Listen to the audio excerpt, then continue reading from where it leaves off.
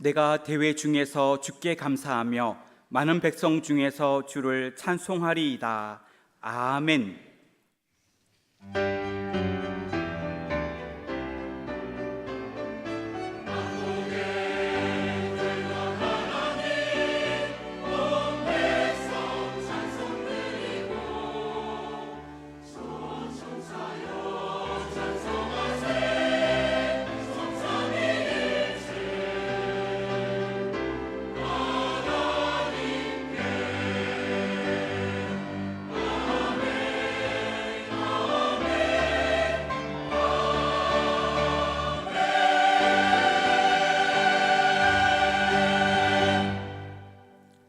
다 같이 찬송가 15장 1절을 부르시겠습니다.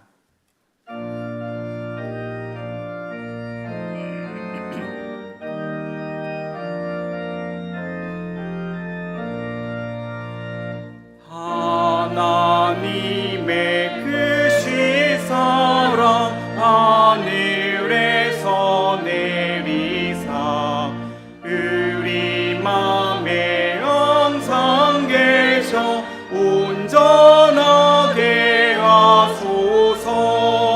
우리 주는 자비하사 사랑 무한하시니 두려워서 떠는 자를 구원하여 주소서.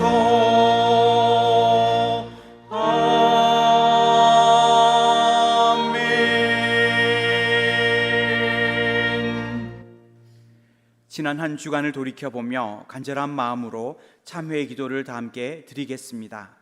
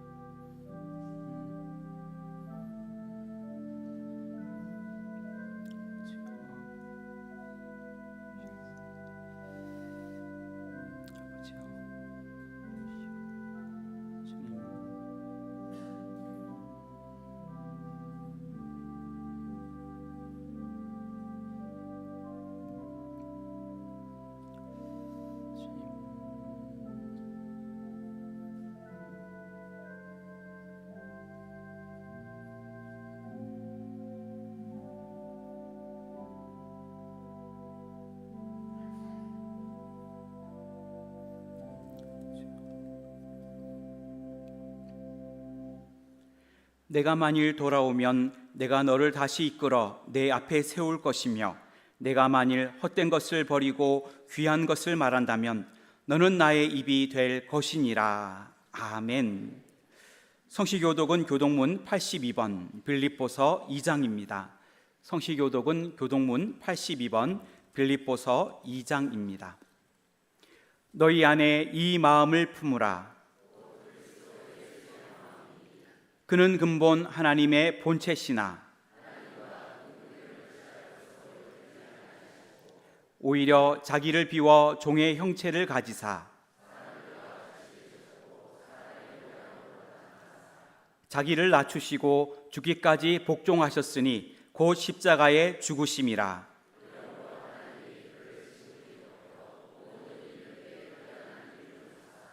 하늘에 있는 자들과 땅에 있는 자들과 땅 아래에 있는 자들로 모든 입으로 예수 그리스도를 주라 시인하여 하나님 아버지께 영광을 돌리게 하셨느니라. 아멘. 다 같이 찬송가 441장을 부르시겠습니다.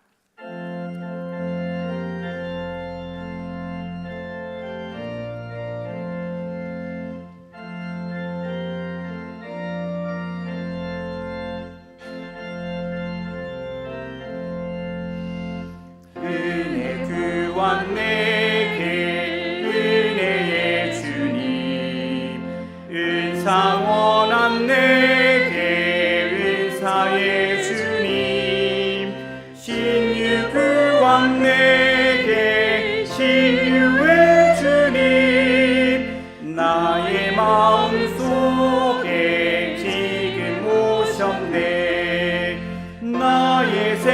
생명되는 내 주 예수님 영원토록 모셔 내 기쁨 넘치네 말씀 위에 서서 내 뜻 버리고 감정을 버리고 말씀에 서니 불완전한 믿음 완전해지고 내가 이제부터 주만 붙드네 나의 생명 되는 내 주 예수님 영원토록 모셔 내 기쁨 넘치네 나의 모든 욕심 던져버리고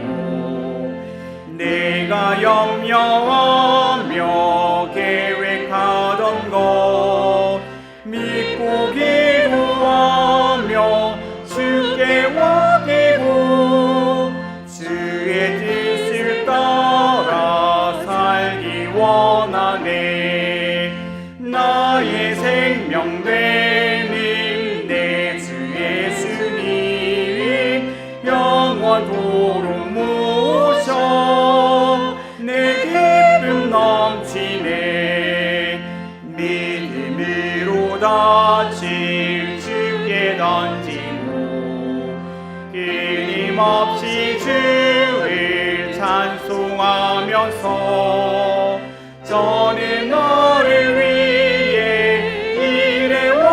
일해왔으나 이젠 주만 위해 일서일하리 나의 생명 되는 내 주 예수님 영원토록 모셔 내 기쁨 넘치네 나의 소망 되는 그 주 예수님 이 세상에 다시 강림하겠네 나의 등불 밝혀 손에 들고서 기쁨으로 주를 맞이하겠네 나의 생명 되는 내 주 예수님 영원토록 모셔 내 기쁨 넘치네 박희준 장로님께서 기도하시겠습니다.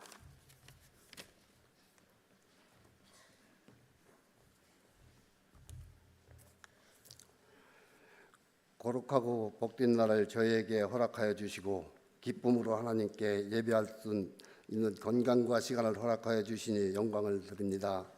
오늘 드려지는 이 예배를 받으시고 저희들을 축복하여 주시기를 원하오니 은혜 베풀어 주시옵소서. 하나님 말씀에 순종한다면서도 나의 의를 드러내기에 부끄러운 줄도 모르고 살았습니다. 하나님의 영광을 외면했던 저희들을 불쌍히 여겨 주시옵소서. 여기에 모여 고개 숙여 예배하는 저희들의 어리석음을 용서하시고 이 시간에 긍휼을 은혜를 있게 하옵소서. 하나님 아버지, 이 나라를 위하여 간절한 마음으로 기도드립니다. 하나님의 공의가 살아있는 나라를 위하여 기도하는 하나님의 백성들을 외면하지 마옵소서. 정치는 당쟁을 위하여 도를 넘고 협피보다는 분열로 서로에게 흠집내기에 국민은 안중에도 없는 듯합니다. 그래도 이 나라를 위하여 하나님의 공의가 실현되기를 간구하는 하나님의 백성들을 돌보시고 이 나라를 살펴 주시옵소서. 많은 국민들의 수혜로 삶을 터전을 잃고 망연자실하고 시리에 빠져 있습니다. 온 국민이 하나 되어 도움의 손길로 삶의 터전을 재건하고 일어서게 하여 주시옵소서. 나라가 어려울 때마다 하나가 되어 극복했던 우리 국민들의 저력이 다시 한번 살아나게 하여 주시옵소서. 우리 은혜 광성교회에 선교의 사명을 주심을 감사드립니다. 주도의 여름 선교 사역과 캄보디아 선교 사역을 은혜 중에 마치게 하여 주심을 감사드립니다. 그동안 많은 성도의 기도와 담당자들의 헌신적인 노력으로 열심을 다해 준비한 선교팀의 기도와 수고로 뿌린 복음의 씨앗들이 풍성한 열매로 하나님께 영광 돌리게 하여 주시옵소서. 헌신해 주신 모든 손길에게 주님의 형통함이 있게 하옵소서. 이때 사명을 위하여 은혜 광성교회의 인도자를 세우신 박재신 목사님의 건강과 가정을 지켜 주시옵소서. 동역하시는 부목사님들의 건강도 가정도 같은 은혜가 임하여 주시옵소서. 목사님 말씀을 통하여 우리들이 거듭나는 은혜가 있게 하시고 성령 충만한 목사님의 말씀을 사모하여 주일 예배가 기다려지고 성도 간의 교제를 원하여 교회로 발걸음을 재촉하도록 인도하여 주시옵소서. 말씀으로 인하여 삶 속에서 실망하고 낙담한 성도들에게 큰 위로가 되게 하옵소서. 말씀이 선포되어질 때 육신의 질병이 떠나고 삶의 의욕이 샘솟는 은혜가 임하여 주옵소서. 오늘 이 시간에 목사님을 통하여 주시는 말씀으로 권능을 받아 예수님의 산증인이 되는 삶을 사는 한 주간이 되게 하여 주옵소서. 말씀에 순종하고 늘 모이며 찬송이 살아있는 큰 기쁨이 있는 은혜 광성교회가 되게 하여 주옵소서. 예배를 돕는 선한 손길들을 기억하여 주옵시고 날마다 성실 충성 봉사하게 하시고 갸브리엘 찬양대원들에게 구별된 은혜와 진리로 충만하게 하여 주옵소서. 드리는 아름다운 찬양이 하나님의 보좌에 영광이 되게 하옵소서. 예수님의 이름으로 기도하옵나이다. 아멘.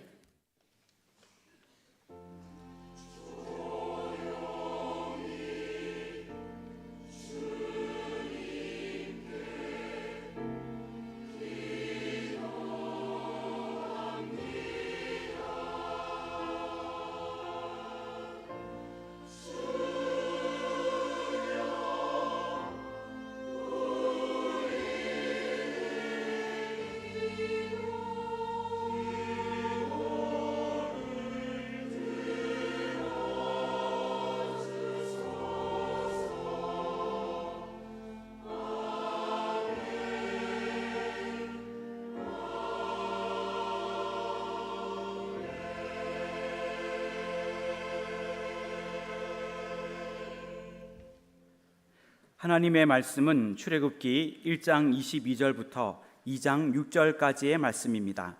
구약성경 82쪽입니다.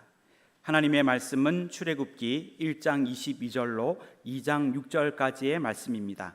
구약성경 82쪽입니다. 그러므로 바로가 그의 모든 백성에게 명령하여 이르되 아들이 태어나거든 너희는 그를 나일강에 던지고 딸이거든 살려두라 하였더라.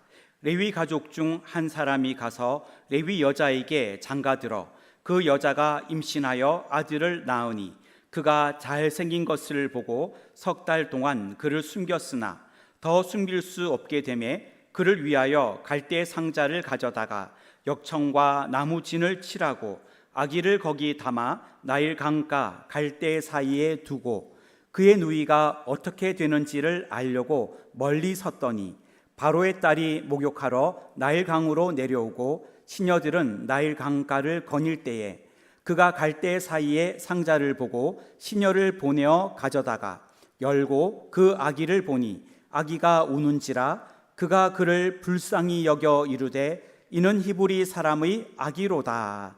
아멘.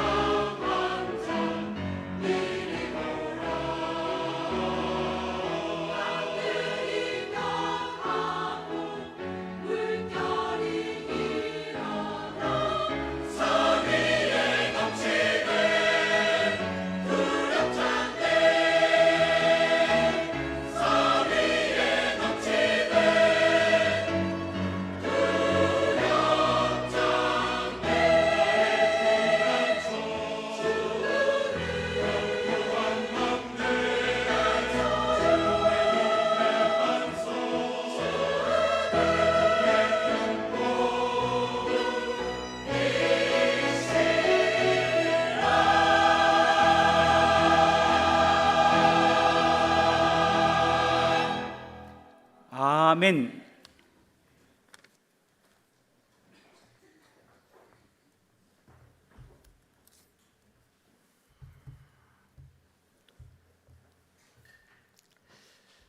최근 아프리카 가봉이라는 나라에서 쿠데타가 일어나 봉고 대통령이 가택연금이 되었다라는 뉴스를 접하게 되었습니다. 우리가 아는 대로 아프리카라는 나라는 전국이 불안해서 항상 쿠데타가 일어나다 보니까 가봉이라는 나라에 쿠데타가 또 일어났구나 이렇게 생각을 하게 되었는데, 그 뉴스 내용 속에서 봉고 대통령이 가택연금 되면서 그 비서진들도 다 감금이 되었는데 그 중에는 우리나라 국민도 있다, 이런 이야기를 듣게 되니까 안타깝기도 하고 그래서 더욱더 관심을 갖게 되었습니다. 사실 우리에게 익숙한 이 가봉이라는 나라는 40여 년 전에 가봉의 봉고 대통령이 우리나라를 처음 방문하면서 우리에게 알려진 그런 나라이며, 또 우리나라가 아프리카와 수교를 맺을 때 전초기지 역할을 했던 나라가 이 가봉이라는 나라입니다. 그런데 우리에게 더 익숙한 것은 이 가봉이라는 나라의 봉고 대통령이 맞냐, 아니면 봉고라는 나라의 가봉 대통령이 맞냐, 이것이 더 우리로 하여금 혼동을 일으키기 때문에 더 기억이 되는 나라라 이렇게 생각이 들었습니다. 저만 그렇습니까? 저는 항상 이 분을 생각할 때마다 헷갈립니다.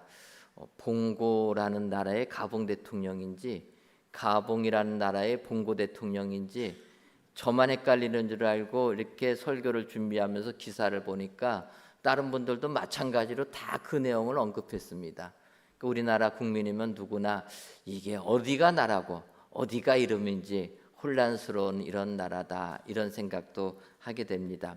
어쨌든 40여 년 전에 우리나라를 방문한 이 봉고라는 대통령은 오마르 봉고 대통령인데 42년간 가봉이라는 나라를 통치하다가 그의 아들 알리 봉고에게 권좌를 물려준 지 14년 만에 쿠데타가 일어나게 되었다라는 것입니다.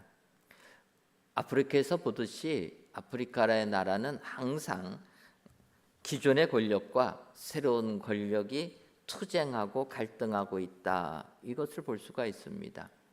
그래서 어찌 보면은 우리가 접하는 성경의 역사도 마찬가지라 인간이 사는 모든 조직 속에서는 이 기존의 권력과 또 다른 권력이 항상 충돌하고 있다라는 것을 알 수가 있습니다. 이제 출애굽기 1장을 보게 되면 우리가 아는 대로 야곱과 그의 자손들이 먹고 살기 위하여서 애굽으로 피난 나오게 됩니다. 그런데 이들이 애굽에 머물게 되니까 생육하고 불어나 번성하고 매우 강하여 온 땅에 가득 찼다, 이렇게 표현을 하고 있습니다. 그러니까 가나안에 살던 이스라엘 민족들이 애굽에 내려와서 살다 보니까 번성했다라는 것입니다.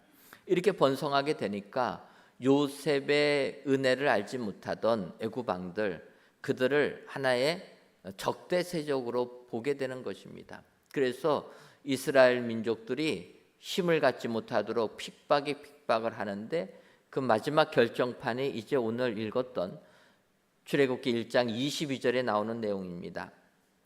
22절을 보면 그러므로 바로가 그의 모든 백성에게 명령하여 이르되 아들이 태어나거든 너희는 그를 나일강에 던지고 딸이거든 살려두라 하였더라.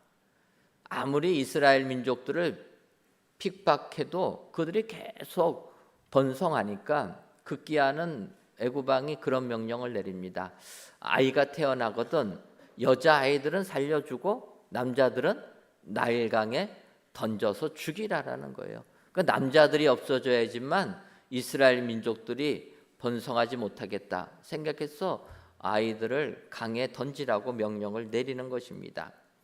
이것은 모세의 부모에게도 해당되었습니다. 그래서 아므람과 요게벳이 아들 모세를 낳았다 보니까 그를 더 이상 숨길 수가 없어서 결국 나일강에 던졌다라는 것입니다. 그런데 그들이 출애굽기 2장 2절을 보면 여자가 임신하여 아들을 낳으니 그가 잘 생긴 것을 보고 석 달 동안 그를 숨겼으나 그 이후에 더 이상 숨기지 못해서 나일강에 버렸다라는 것입니다. 그런데 이 구절을 보게 되면 우리로 하여금 좌절감을 느끼게 하는 부분이 등장합니다. 그것은 뭐냐면 그가 잘생긴 것을 보고, 모세의 부모가, 모세가 태어났는데 모세가 잘생긴 것을 보고 석 달 동안 숨겨주었다라는 것입니다. 이 부분을 보게 되면 우리가 어떠한 생각이 듭니까? 역시 사람은 잘생기고 볼 문제다. 그러지 않습니까? 모세가 잘생긴 것을 보고 모세의 부모가 살릴 수 있는 한 노력을 했다라는 것입니다. 그러니까 우리가 세상에 태어나서 정말 잘생기고 봐야 될 문제다, 여러분 생각이 됩니다.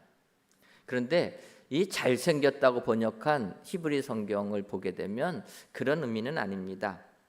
그 토브라는 단어가 쓰여졌는데 코브는 좋다, 선하다, 유쾌하다, 여러 가지 의미가 있습니다. 근데 이제 이 부분을 메시지 성경에서는 그렇게 번역합니다.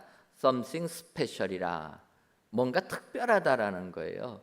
그것을 우리가 잘생겼다 이렇게 보는 거지만 특별한 것입니다. 여러분, 우리가 자녀들을 낳지 않습니까? 막 태어난 자녀들이 예쁩니까? 안 예쁩니까? 막 태어난 아기, 저도 맨 처음에 태어난 제 딸 보고 기절할 뻔했습니다. 아기들이 다 그렇지 않습니까? 사실 태어나서 몇 달 지나고 이렇게 잘 꾸며놓으면 예쁜데 막 태어난 아기들은 그렇지 않다라는 거예요. 부모는 예쁩니다. 제가 이렇게 1부부터 설교하니까 어느 권사님이 딱 문자 보내왔어요. 제 손자가 예쁩니다. 아, 예쁘죠. 자기의 자식은 예뻐요. 남이 볼 때는, 제가 얘기하니까 사진까지 보냈어요. 저보고 동의하라고. 여러분, 아기들 태어나면 다 예쁘지만 그건 부모의 주관적인 생각인 겁니다. 객관적으로 보게 되면 아직 머리털도 없고 얼굴도 붓고 피부도 좋지가 않습니다. 예쁘다고 보기가 어려운 거예요. 그런데 모세의 부모는 모세를 보고 잘생겼다고 표현하는 겁니다. 그것은 뭐냐면, 모세가 태어났는데 모세를 보니까 뭔가 특별한 게 있다라는 거예요. 특별하다라는 겁니다. 특별하기 때문에 그를 그렇게 죽일 수가 없었다라는 것입니다. 오늘 귀한 예배를 드리신 사랑하는 성도 여러분, 여러분들이 잘생긴 것으로 통해서 이 자리에 났다면은 아마 이 자리에 계실 분들은 거의 없으실 것입니다. 그러나 여러분들은 하나님 앞에서 특별하기 때문에 오늘 이 자리에 나온 줄 믿습니다. 오늘 귀한 예배를 드리시는 모든 성도님들, 진정으로 애굽 왕은 아이를 나일강에 던지라 명하지만 하나님의 은혜를 받은 모세는 그 명에도 불구하고 강에서 구원을 받아 위대한 민족의 지도자가 되었다라는 것 기억하시고, 오늘도 모세처럼 하나님이 베풀어 주시는 은혜를 받아서 세상을 이기시는 은혜의 모든 성도님들 되시기를 주님의 이름으로 축원합니다. 그렇다면은 모세가 받은 은혜는 어떠한 은혜입니까? 먼저는 상자에 담김 받는 은혜입니다. 출애굽기 2장 3절을 보면 더 숨길 수 없게 되매 그를 위하여 갈대 상자를 가져다가 역청과 나무질을 칠하고 아기를 거기 담아 나일강과 갈대 사이에 두고, 이렇게 얘기합니다. 모세의 부모가, 모세가 뭔가 특별하기 때문에 바로 애굽의 왕의 명령을 실행할 수는 없었습니다. 하지만 석 달이 지나니까 더 이상 숨길 수가 없어서 이제 그를 갈대 상자에 담아 가지고 그를 나일강에 두었다라는 것입니다. 근데 여기서 모세는 갈대 상자에 담기게 되었다라는 것입니다. 근데 이 상자라는 단어는 테바라고 이야기하는데, 이것은 노아의 방주 때 방주라고 사용된 단어가 이 테바라는 것입니다. 노아의 홍수 때 방주, 그것도 테바고, 모세가 담겨졌던 나무 상자, 그것도 테바라라는 거예요. 그러니까 이러한 테바에 담겨지는 것이 축복인 줄 믿습니다. 그럼 우리가 아는 대로 이 테바의 특징은 무엇입니까? 테바는 스스로 움직일 수 있는 동력이 없는 배가 테바라라는 거예요. 일반적인 배는 젓는 노가 있어서 그들이 원하는 방향으로 가는 게 배입니다. 그래서 우리가 여객선을 타도 원하는 목적지까지 사람들을 데려다 주지 않습니까? 배는 이렇게 스스로 원하는 곳을 찾아가는 게 배인데, 이 테바라는 것은 그 동력이 없는 배를 말하는 것입니다. 동력이 없다라는 것은 물결 따라 흔들리며 가는 것입니다. 원하는 대로 가는 게 아니라 물결 따라 간다. 지금 모세가 상자에 담겼다라는 것은 이제는 모세의 삶은 그 부모가 돌봐주는 한계를 넘어서서 이제는 하나님의 도움을 받는 삶이 되었다라는 것입니다. 모세의 부모가 할 수 있는 것은 석 달을 지켜주는 거였지 나머지는 지켜주지 못합니다. 결국 모세의 부모가 상자에 담아서 모세를 나일강에 띄웠지만 그 다음부터 하나님의 역사가 임하여서 모세가 공주의 손에 구원을 받아 위대한 민족의 지도자가 되었다라는 것입니다. 우리가 사는 세상은 우리 보러 모든 일을 계획하고 우리 보러 그 일을 실행하라고 이야기합니다. 그래서 너는 꿈이 뭐냐 물어보고, 너는 어떠한 사람이 되고 무슨 일을 할 거고 어떤 사업을 할 거고, 그래서 항상 우리는 내가 이제 자라게 되면 사업을 하고 어디다가 무엇을 투자해서 얼마를 남기겠다. 항상 우리의 인생은 이러한 계획을 하고 있습니다. 그런데 야고보 사도는 그렇게 얘기합니다.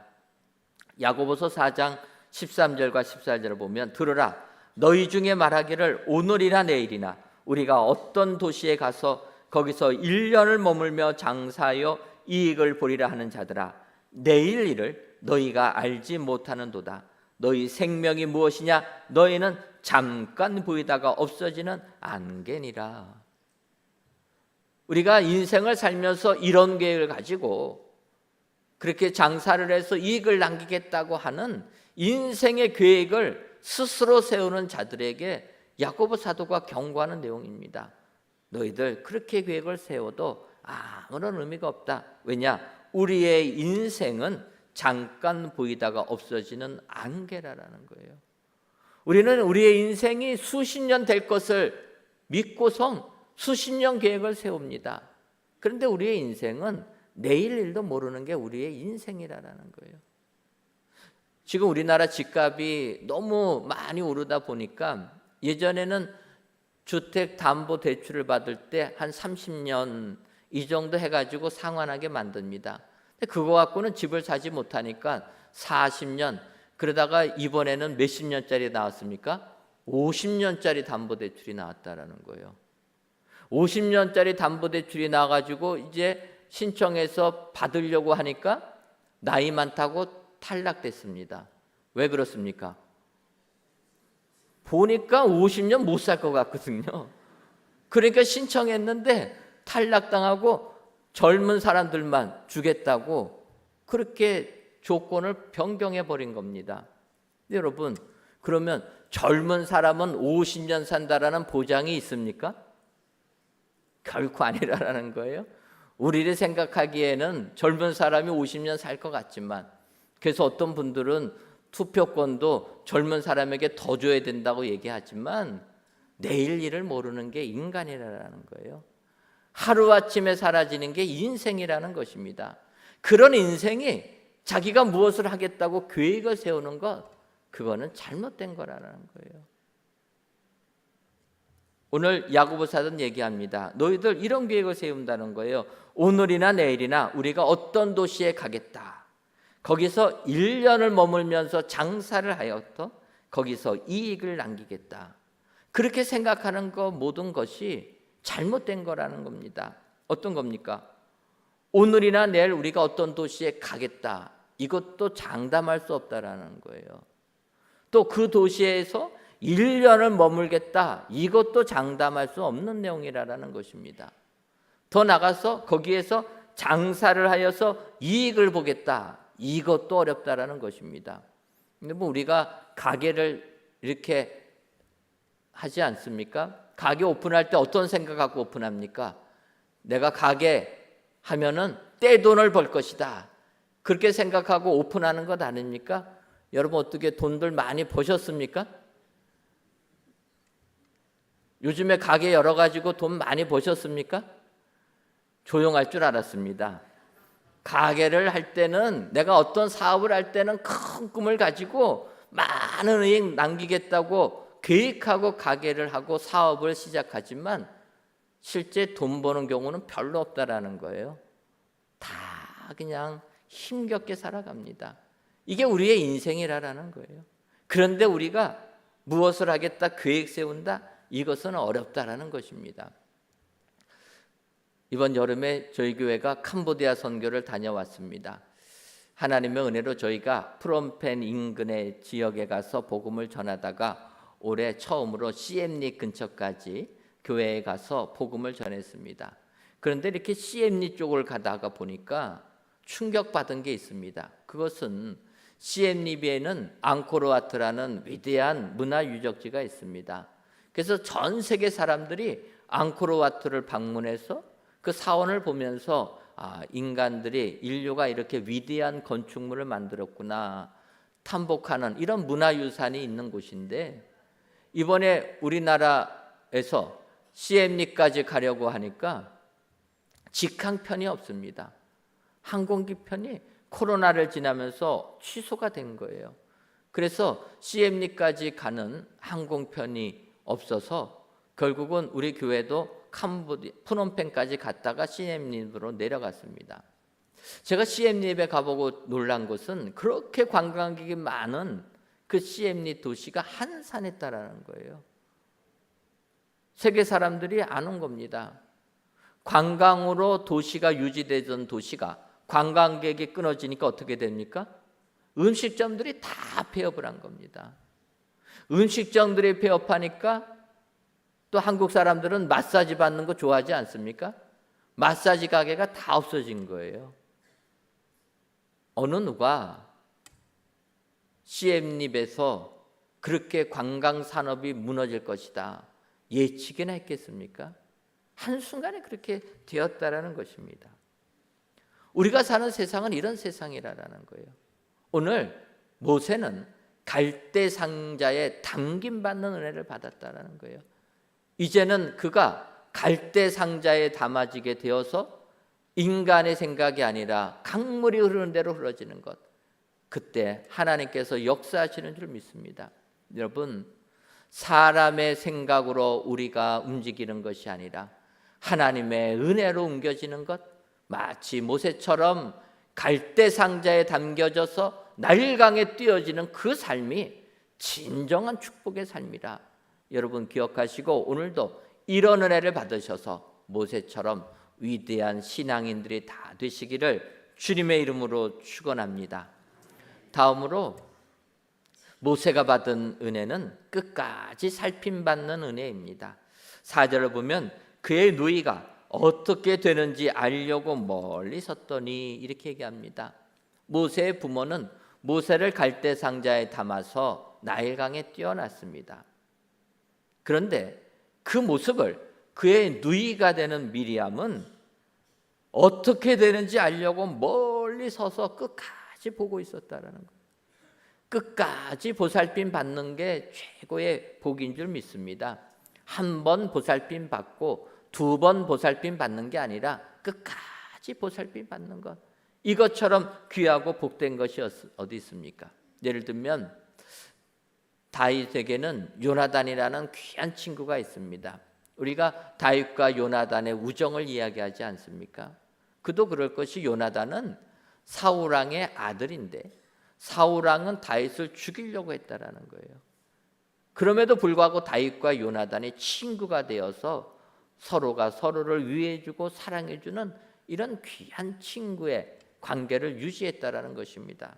그런 가운데 사무엘상 20장 41절을 보면 요나단이 다윗에게 이르되 평안히 가라. 우리 두 사람이 여호와의 이름으로 맹세하여 이르기를 여호와께서 영원히 나와 너 사이에 계시고 내 자손과 내 자손 사이에 계시리라 하였느니라 하니 다윗은 일어나 떠나고 요나단은 성읍으로 들어가니라. 사울 왕이 죽이려고 할 때 마지막으로 다윗과 요나단이 헤어지는 이런 장면입니다. 그때 그들이 하나님 앞에 맹세하는 거예요. 영원히 나와 너 사이에 하나님이 계시고 내 자손과 너의 자손 사이에 하나님이 계시다. 자손까지도 다 돌봐주겠다. 서로가 약속하는 것입니다. 이렇게 언약을 한 다음에 아시는 것처럼 사울 왕과 요나단은 블레셋의 전투에서 죽게 됩니다. 그리고 다윗이 이스라엘 나라를 통일하고 나서 그가 신하들에게 물어봅니다. 요나단의 자손들이 있느냐? 그러니까 신하들이 얘기합니다. 자손들이 다 죽고 없는데 절름발이 무비보셋 한 명만 살아 있습니다. 그 이야기를 듣고 다윗이 당장 데리고 오라고 얘기합니다. 그리고 무비보셋 여느 왕자와 같이 함께 자기와 함께 식사할 수 있도록 무비보셋의 권한을 회복시켜 주었다라는 거예요. 왕자같이 여겨 주었다라는 것입니다. 이렇게 무비보셋을 돌봐주다가 다윗이 아들 압살롬의 반란으로 인하여서 쫓겨나가게 됩니다. 석 달 만에 왕궁에 돌아와 보니까 나에게 반대했던 사람들이 누군가 살펴보니까 무비보셋이 모호한 태도를 취했다라는 거예요. 그것을 듣고 다윗이 상처는 받았지만 아버지 요나단과 한 약속이 있기 때문에 그 무비보셋을 용서해 줍니다. 인정해 주었다라는 거예요. 이처럼 다윗은 무비보셋을 돌봐줍니다. 그러다가 이제 3년 조금 더 지나다가 이스라엘 나라에 큰 가뭄이 오게 됩니다. 3년이나 가뭄이 오니까 다윗이 하나님께 기도를 합니다. 기도할 때 하나님께서 이렇게 말씀하십니다. 이는 사울과 피를 흘린 그의 집으로 말미암음이니라. 말미암음이니 그가 기브온 사람을 죽였음이니라. 왜 가뭄의 원인이 무엇입니까? 기도하니까 하나님이 하신 말씀이 사울 집안이 무고한 기브온 사람들을 죽였기 때문이라는 거예요. 그것을 알고 다윗이 기브온 사람들에게 찾아갑니다. 그래서 이런 일이 있어서 너희들에게 왔으니 어떻게 해야지 너희들의 한이 풀어질 수 있겠느냐. 그러니까 기브온 사람들이 이야기하는 겁니다. 우리의 한은 돈 준다고 해결되는 게 아니고 무고한 우리의 형제들 사울이 죽였으니까 우리도 똑같이 그의 목숨값 받기를 원합니다. 사울의 자손들 자기에게 달라라는 거예요. 이때 사무엘하 21장 7절을 보면 그러나 다윗과 사울의 아들 요나단 사이에 서로 여호와를 두고 맹세한 것이 있으므로 왕이 사울의 손자 요나단의 아들 무비보셋은 아끼고 기브온 사람들이 생명 달라고 할 때 다윗은 무비보셋을 아꼈다라는 거예요. 그래서 안 내어줍니다. 사울의 첩 그 자손들만 보내주었다라는 것입니다. 여기서 보게 되면 다윗은 무비보셋을 끝까지 살펴주었다라는 것입니다. 끝까지 살핌받은 무비보셋 생명을 유지할 수 있게 되었다라는 것입니다. 여러분, 우리가 세상 살 때 가장 축복받는 것은 끝까지 보살핌 받는다는 것입니다. 하나님은 우리를 이렇게 보살펴 주시는 줄 믿습니다. 예수님께서 이 땅에 오셨어도 마지막 때에 성경은 그렇게 얘기합니다. 자기 제자들을 사랑하시되 끝까지 사랑하시느니라. 우리 예수님은 하나님의 택한 자들을 끝까지 사랑하시는 분인 줄 믿습니다. 오늘 예배 드리시는 저와 여러분들, 우리 주님께서 끝까지 보살펴 주심으로 여러분들의 삶 속에 하나님이 주신 축복을 내려주실 줄 믿습니다. 모세처럼 이같이 끝까지 살핌받는 은혜를 받으셔서 험한 세상 믿음으로 이기시는 저와 여러분들 되시기를 주님의 이름으로 축원합니다. 마지막으로 이 모세가 받은 은혜는 불쌍히 여김받는 은혜입니다. 출애굽기 2장 6절을 보면 열고 그 아기를 보니 아기가 우는지라 그가 불쌍히 여겨 이르되 이는 히브리 사람의 아기로다 이렇게 얘기합니다. 아는 대로 바로의 딸이 목욕하러 나일강에 왔다가 상자를 발견합니다. 그 상자를 발견하고 열어보니까 그 아기가 울고 있었다.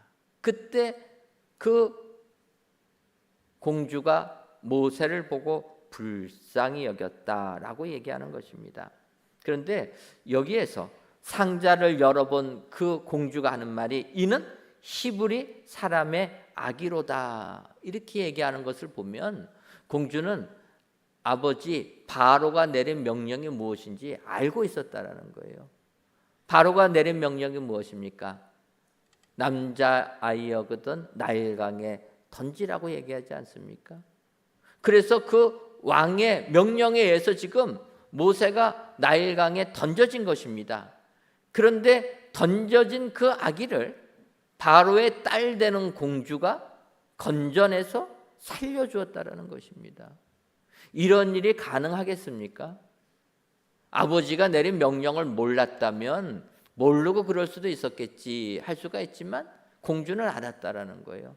알고 있음에도 불구하고 아버지는 죽이려고 하는데 그의 딸이 모세를 살려주었다라는 것입니다. 이런 것은 세상에서 일어나기 어려운 것입니다.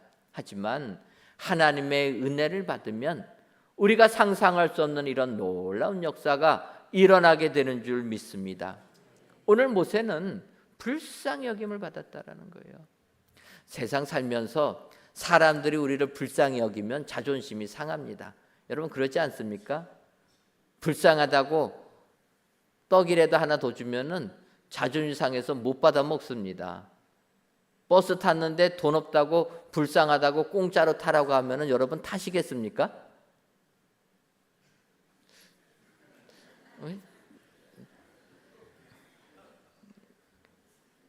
안 타셔야 되는 거예요. 그 자존심 상하는 문제 아닙니까? 세상에서 불쌍히 여김 받으면은요 조금 편할지 몰라도 자존심 상합니다. 하지만 하나님으로부터 불쌍히 여기는 것은 축복이 된다라는 거예요. 지금 공주는 모세를 보고 불쌍히 여깁니다. 사실 세상에서 이렇게 불쌍히 여겨도 목숨을 건질 수가 있습니다. 세상에서 세상 권력자가 불쌍히 여기면 그래도 세상 넉넉하게 살 수가 있습니다. 우리가 아는 대로 에스라가 포로 귀환한 다음에 그렇게 고백하지 않습니까? 에스라서 9장 9절 보면 우리가 비록 노예가 되었사오나 우리 하나님이 우리를 그 종살이하는 중에 버려두지 아니하시고 바사 왕들 앞에서 우리가 불쌍히 여김을 잊고 소생하여 우리 하나님의 성전을 세우게 하시고 그 무너진 것을 수리하게 하시며 유다와 예루살렘에서 우리에게 울타리를 주셨나이다. 에스라의 고백입니다. 바사 왕들의 불쌍히 여김을 받으니까 절망하던 그들이 새 힘을 얻어서 예루살렘 성전을 건축하고 성벽을 재건했다라는 것입니다. 세상 왕의 불쌍히 여김만 받아도 이런 역사가 일어나는데 하나님의 불쌍히 여김을 받는다면 우리는 세상 넉넉하게 이기게 될 줄 믿습니다. 하나님의 아들 되신 예수님이 이 땅에 오셔서 우리를 이렇게 불쌍히 여기신다라는 거예요. 마태복음 15장 32절을 보면 예수께서 제자들을 불러 이르시되 내가 무리를 불쌍히 여기노라. 그들이 나와 함께 있은지 이미 사흘임에 먹을 것이 없도다. 길에서 기진할까 하여 굶겨 보내지 못하겠노라. 예수님이 무리를 보시면서 하신 말씀입니다. 예수의 말씀을 듣겠다고 따라온 그 수많은 무리들, 주님과 함께한 지 이미 사흘이 되었는데 먹을 것이 없다라는 거예요. 그래서 그들이 길에서 기진할까 하여 굶겨 보내지 못하겠다. 이게 주님의 마음이라는 것입니다. 여러분, 우리가 예수님 믿고 주님 따르다 보면은 세상적으로 먹고 살 게 없을 때가 왕왕 있게 된다라는 거예요. 그렇지만 이들처럼 우리 주님, 우리가 먹을 것이 없으면 그들이 길에서 기진할까 하여 굶겨 보내지 못하겠다. 이게 주님의 마음이라는 겁니다. 차마 그들 굶겨보내지 못하겠다. 이게 주님의 마음입니다. 우리가 예수님 믿고 믿음 생활하면 우리의 상황을 주님이 다 아시는 줄 믿습니다. 다 아시기 때문에 차마 그들을 굶겨보내지 못하겠다라는 거예요. 우리가 세상에서 아무것도 가진 게 없어도 주님은 다 아시는 줄 믿습니다. 빚 독촉에 쪼들리고 살아도, 하루하루가 힘겹게 살아도 우리가 그렇게 고생하고 있는 것 주님이 다 아신다라는 거예요. 차마 그들을 그렇게 굶겨보내지 못하겠다. 이게 주님의 마음이라는 겁니다. 왜냐하면 주님은 우리를 불쌍히 여기기 때문에. 불쌍히 여김받는 그들, 주님이 차마 그냥 보내지 못해서 제자들에게 얘기합니다. 너희가 가진 것이 있느냐? 제자들이 보리떡 7개와 물고기 2마리가 있습니다. 그러니까 주님이 그거 가지고 기도하셔서 4,000명이 먹고 7 강주리가 남게 되었다. 7병이어의 이적을 보여주셨다는 것입니다. 우리는 5병이어의 이적을 많이 생각하지만 주님께서 7병이어의 이적을 보여주실 때는 굶겨보내지 못하겠다는 마음이라는 거예요. 여러분, 우리 주님은 우리를 이렇게 불쌍히 여기시는 분인 줄 압니다. 우리의 상황을 다 아시고 차마 굶겨보내지 못하시는 우리 주님, 그래서 기도하셔서 그들에게 7병이어의 이적을 보여주시는 분이라. 오늘도 주님의 불쌍히 여김을 받는다면 아무리 세상이 우리를 죽이려고 해도 우리는 모세처럼 구원받아서 위대한 신앙인들로 주께서 다 쓰여 주실 줄 믿습니다. 오늘 아무리 세상이 우리를 힘겹게 하여도 오늘 은혜 받은 모세를 기억하시고 모세처럼 세상을 이기시고 민족의 지도자들이 다 되시는 은혜의 모든 성도님들이 되시기를 주님의 이름으로 축원합니다. 기도하겠습니다. 하나님, 어느덧 가을 향기가 물씬 풍기는 이때 성전에서 또는 각 예배 초소에서 귀한 예배를 드리게 하시니 감사합니다.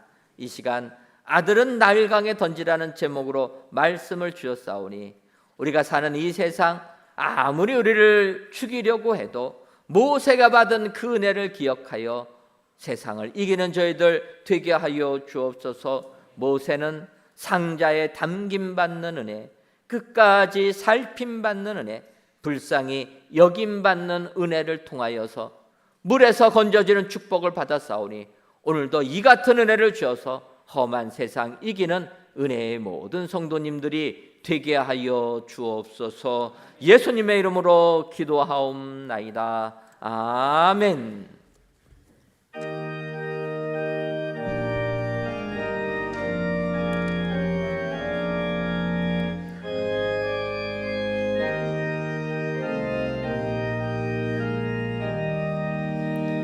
외롭게 사는 이 그늙은 것 마음 아파에 매는 그대로다.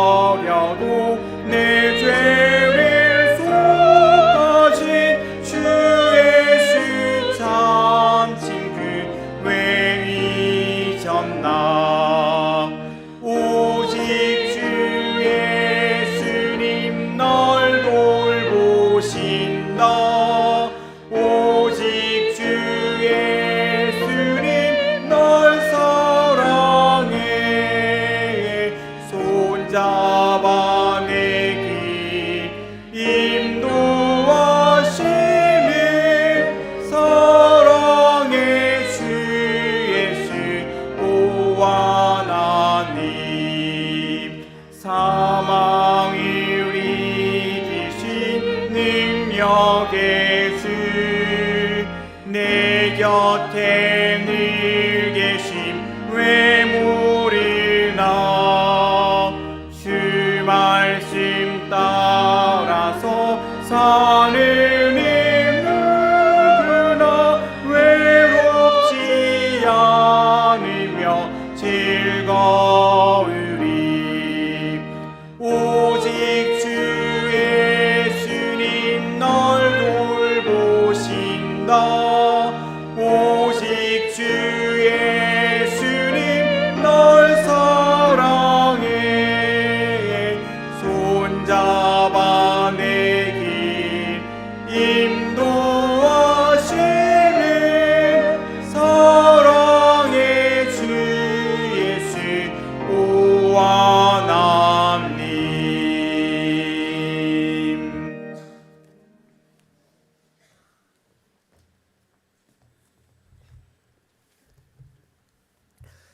하나님, 이 시간 그 산파들은 하나님을 경외하였으므로 하나님이 그들의 집안을 흥왕하게 하신지라는 출애굽기의 말씀을 의지하여 하나님께 귀한 예물들을 바칩니다. 드려지는 11제물과 감사 예물, 1,000번째 예물과 건축의 예물, 물질 전도대 예물과 주정, 월정, 성미까지 이 모든 예물들을 흠양하여 주옵시며 드리는 손길 위에 하늘의 축복이 임하게 하여 주옵소서. 먼저는 히브리 산파들이 하나님을 경외함으로 바로의 명령을 어겼던 것처럼 우리들도 하나님만을 경외하는 저희들 되게 하여 주옵소서. 그리하여 하나님을 경외하는 히브리 산파들이 받은 축복이 우리들에게도 그대로 임하게 하셔서 우리의 집안들은 흥왕되는 집안들 되게 하여 주옵소서. 세상의 부러움을 받는 축복의 가문들 다 되게 하여 주셔서 오히려 세상에 나눠주는 은혜의 삶을 살아가는 우리 모두가 되게 하여 주옵소서. 예수님의 이름으로 기도하옵나이다. 아멘. 이 시간 말씀을 생각하시면서 옆에 분들하고 인사하도록 하겠습니다. 상자에 당김받는 은혜를 받읍시다. 한 번 더 인사하도록 하겠습니다. 끝까지 살핌받는 은혜도 받읍시다. 그리하셔서 모세처럼 위대한 신앙인들이 다 되시기를 주님의 이름으로 축원합니다. 오늘 새로 등록하신 분들 계십니다. 잠깐 자리에서 일어서 주시면 저희가 박수로 환영하도록 하겠습니다. 오늘 등록하신 분들 잠깐 일어서 주시면 감사하겠습니다. 예, 감사합니다. 예, 감사합니다. 예, 앉아 주시고요. 끝나시고 저를 만나 주시고 가시면 감사하겠습니다. 제가 오늘 등록하신 분들을 위해서 끝나고 기도해 드리도록 하겠습니다. 교회 소식입니다. 오늘 저녁 예배 시간에는 성찬식을 거행합니다. 우리 세례 받으신 분들은 저녁 예배 시간에 모두 참여해 주시기를 바라고, 아울러 세례식도 거행합니다. 문답을 마치신 분들은 예배 시작 30분 전까지 예배당에 오셔서 또 준비해 주시면 감사하겠습니다. 3대가 함께하는 특별 새벽 기도회 믿음의 가문을 세우라가 이번 주 토요일 오전 6시에 있습니다. 기억하시고 또 특세에 많이 참여해 주시기를 바랍니다. 2024년도 하반기 교사대학이 진행되고 있습니다. 매주 목요일마다 진행하는데 교학교 교사와 학부모님들의 많은 참여를 바랍니다. 하반기 부모교육 세미나도 16일 오전 11시부터 오후 1시까지 아가페 채플에서 진행됩니다. 우리 학부모님들의 관심 부탁을 드립니다. 2학기 성경학교가 오늘부터 개강을 하게 됩니다. 백석총회 설립 45주년 기념대회가 오는 토요일 오후 1시부터 4시까지 진행됩니다. 저희 교회가 속한 백석교단 설립 45주년 기념대회가 올림픽공원 체조경기장에 있습니다. 우리 성도님 기억하시고 특별히 저희 교회 찬양대원 또 주차관리 요원들을 부탁했는데 기억하시고 많이 협조해 주시면 감사하겠습니다. 찬양대원은 흰색 상의를 입으시고 오전 11시까지 행사장으로 오시면 감사하겠습니다. 그 외에도 또 우리 성도님들이 함께 하시면 좋은 시간 될 줄 믿습니다. 첫째 주 여전도 연례가 오늘 오후 1시 5시 정한 장소에서 모입니다.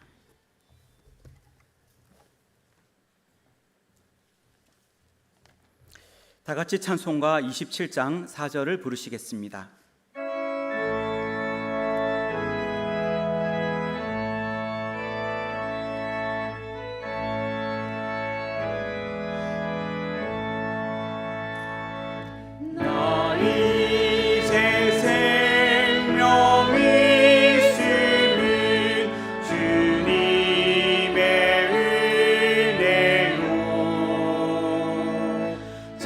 사망 원세 이기는 그 기쁨 넘치네 그 기쁨 넘치네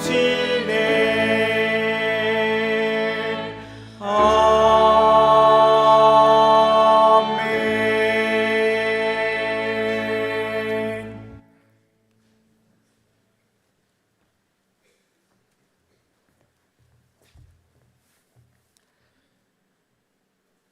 이제는 우리 주 예수 그리스도의 크신 은혜와 하나님 아버지의 한량없는 사랑하심과 성령님의 교통하심이 세상이 아무리 우리를 핍박해도 하나님의 은혜를 받은 모세가 건짐받은 것처럼 하나님께서 우리를 건져주심을 확신하는 사랑하는 은혜광성교회 모든 성도님들 위에와 속한 가정 위에 이제로부터 영원토록 함께 있을지어다. 아멘.